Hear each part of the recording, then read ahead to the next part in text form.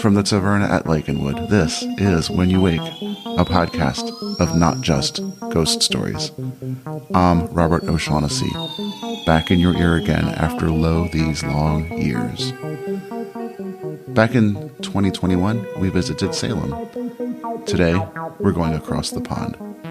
And we hear from Victoriabell of Moldova. She's the great-granddaughter of a well-known witch, and she's made a film about it, Heir of the Witch.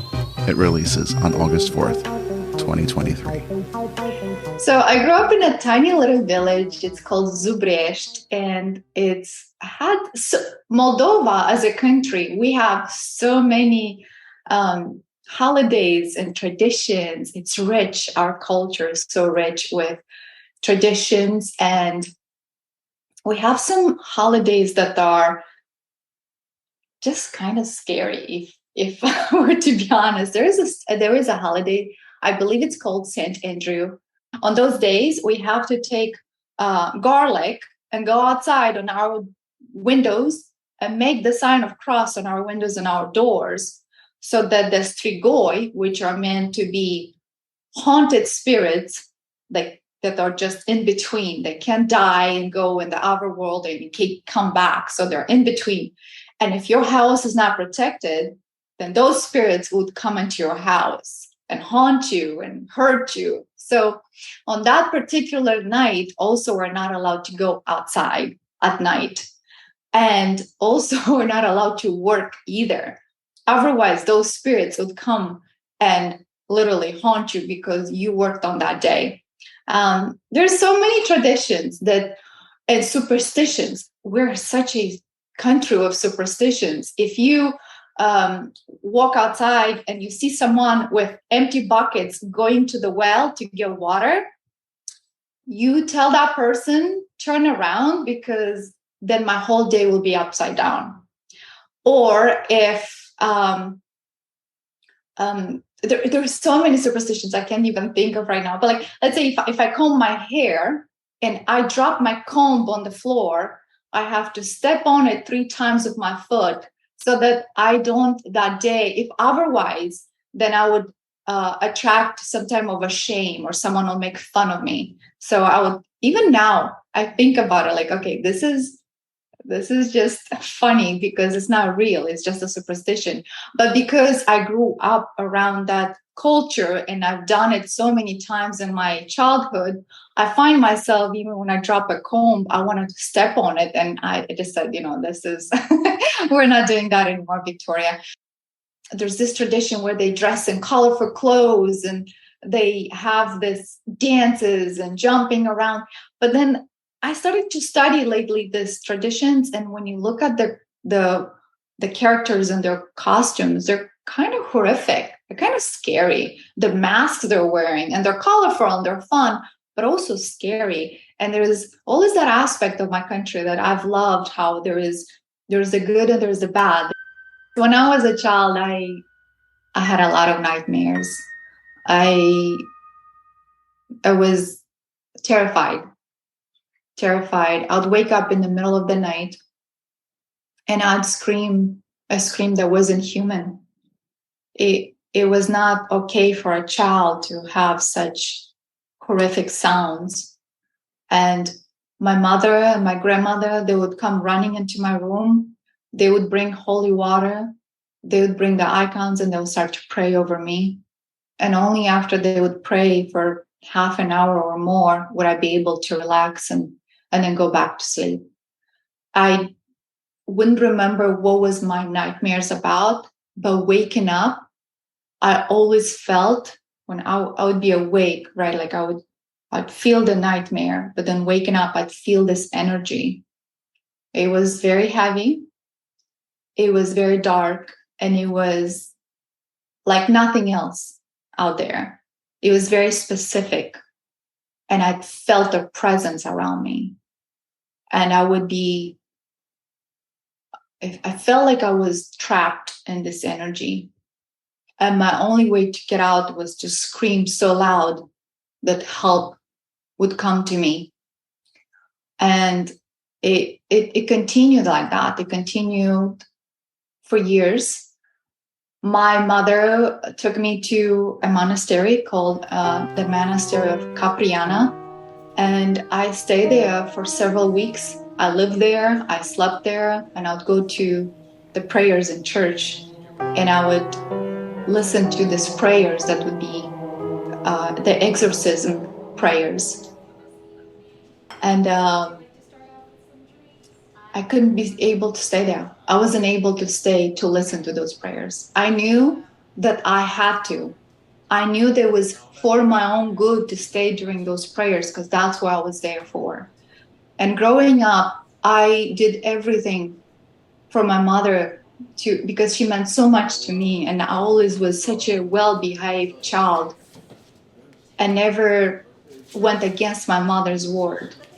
And I remember those days I will scream and run out of the church, run out of the monastery, and I'd be outside crying. And my mother would come to me and beg me just to come back inside to observe the prayers, to let those spirits go away. And I wanted to, like in my hearts of hearts, I wanted to be there. One, so that I can help myself to liberate myself from those spirits. But two, to listen to my mother, because I never not listened to my mother. I was a good child, which I'm proud of. But I couldn't. I just literally couldn't come back inside. And it took a miracle. It literally took a miracle. I met a nun there, Nun Valentina, and she prayed for me and she took me in with so much care and gentleness. And I felt her heart and her spirit so warm. And she came to me and she brought me back in the monastery, and I sat next to her, and it started to become slightly bearable little by little. And after a few weeks, I was able to stay during the prayers, and that continued on. I had to go to different monasteries and have this battle going on for years. My paternal grandmother, she was a witch. And I don't say this lighthearted. Like, she wasn't just a witch that, I don't know, calls on to nature, and no disrespect to any practice out there that anyone, whatever they do in terms of their practices. But my grandmother specifically, she was a witch that used her energy and her powers to harm people. She used her energy to harm our family specifically. When I was a baby, at my baptism, my mother found things that were tied with red ties on them in my baby clothing. And then later on, she put so many witchcraft things under our carpets, in our house, in our items, for us to step on them, for us to touch them, so that we have arguments, so that my mother and my father were arguing and separate. And then those spirits to lurk into our spirits and to our homes and to our soul, to deter us from light. And for the longest time, I couldn't understand this. To me, it was a fear of darkness, of this spirits, heavy spirits. But then I got to understand them myself. I got to feel, okay, so this is a dark presence. It's not just in my head. I'm an adult now. When I became a teenager and I realized, okay, this is actually happening. This is a present. This is an entity. It's another spirit that it's unlike like what it feels in my room or in my house. And it's a foreign spirit. And it's here for a reason. And I had to find the strength in me to rebuke that spirit, to tell them to go away, to scream for help, and to find my own strength to tell them that you're now welcomed here, that I am safe. So my first understanding was that they came from my grandmother, who was a witch. Why did they attach themselves to me? Or why did they visit me? Why did they stay with me? My siblings, they didn't encounter that. They didn't go through that. But I was the baby. My grandmother didn't want me to be born. And she was very much against me. I don't know why. I don't know why she had such a antagonism against me. And I've heard that when she was passing away, it took her years. She was on her deathbed and she couldn't pass away because the spirit wouldn't let her soul depart the earth until she gave that gift, until she gave that curse to someone else. And that person has to receive it. We don't know. Till this day, we don't know who that person is, who from our family took that curse and continues on and carries on to do witchcraft. But we know it's in our family and we have to continue to protect ourselves. She had a hard life. She had a lot of challenges. I mean, those were times where there was the famine, there was the war, and under terrible conditions, people choose different outcomes. They try to get help from any area. So I tried to find compassion in my heart for her, why she chose to agree with the dark forces to use her own power to harm people. I think it started more of a let me touch on this and see how would that help me and how would that impact me if I tried to go this route.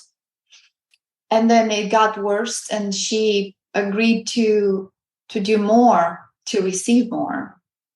But I don't know if she ever received anything, because from what I heard, she was never happy. She was never fulfilled. But she signed that agreement, or she made that agreement with the dark spirits, and she couldn't let it go anymore. Those dark spirits kept asking for more and more victims and pain. So unless she gave them access to her family, otherwise those spirits would have haunted her and punished her. So she had no other choice. When it was too late and when she realized what she's done, she couldn't turn back. And it was well known in the village she lived.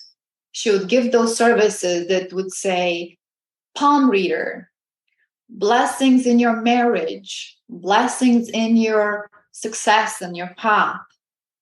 But everything she used to, quotation, so to speak, to help those people was animal blood, was items she would steal from people that died, from funerals. She would do dead frogs, and we would find dead frogs tied with red ties around our house all the time. She would take a peak of a duck. They just did peak with red tie and put it in for people to step on it. And from what I understood is, if you step on that, then you would drink alcohol like the duck drinks water. So she will make people be alcoholics, and then for them to become mean and angry, and or she would take the ties from a person who died from their feet and tie a person's marriage so they can never actually fulfill or grow in their marriage. And I was a child when all of this was happening. So I did not directly witness it, but I was told directly from my family. So my grandmother would have, paying fees, a service fee, that if you want her to read your palm, it's this fee. If you want this. So then she would go around. Her practice was basically that, she would tell you exactly what happens in your family and not just joke around. She would tell people from outside the village, would tell them exactly what they're facing, their challenges, what are their husband doings and everything. And if you want help with that, she can help you with that. And then she will create this drinks and food and that were made with water from a person that they clean, they washed the person that died, that water after they washed the people. I don't know how she would get a hold of this stuff, but she would take this stuff and the water and the foods and the animals, the dead animals, and she would give them to that person and say, go feed your husband this, go feed your neighbor that, go feed that woman that's looking at your husband. And she would do it under the excuse that it's helping them. But what will happen to those people? They will, so to speak, have this communion with dark spirits and dark forces and darkness. And they will become possessed and they will become ill-favored. So they will show up as someone that they're not. And unless they try to find themselves and unless they try to reach out to help a church or a priest, some people actually die. Some people die from this because their soul is succumbing to these dark powers. So my father, he abandoned us and my mother when I was about a year and a half old. I've only met him when I was 30 years old. For the first time I met him, and I had so many questions I want to ask him. Like, how come you never came to us? What happened to you? And I only could ask one question. I've asked him, why did you leave mom? My mother, who is the most amazing mother on earth. Truly, she was so giving, so loving, self-sacrificing for her children. I have never missed nothing because mother was there for all of us, 4 children. She raised us. She gave us love. She worked so hard. And she never complained, ever. I could hear her cry in her bedroom many days and nights. But she never complained in front of us. She worked hard and she took care of us. And when dad came to see me and visit us first time, I was 30 years old. And I asked him, how could you leave mom? And he looked at me and said, I love your mother now like I loved her in the first day. But there was a lot of witchcraft done in our family. And I wanted to scream at him and say, how dare you, you coward? Like, that's a nice way to cope out of everything that happened. But I didn't say anything. And he continued to tell me, Victoria, I wasn't myself. When I was getting into those spells of being so mean and so angry, I wasn't myself. And when I would get out of that, just fog that would take over me, overpower me, when I'd get out of it and realize what I've done, I was so ashamed of myself. But I love your mother. I love you all, my children. And he regretted what he's done. And it took me a long time to process that. It took me a long time to accept that. And it took me a long time to forgive him. And I have forgiven him. But his relationship with his mother, it wasn't a good one.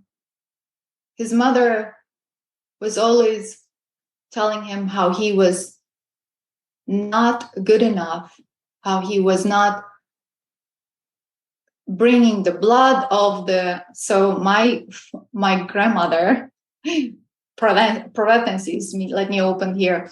My grandmother is actually a Roma. She's 100% Roma. My father is half Roma and I'm a quarter Roma.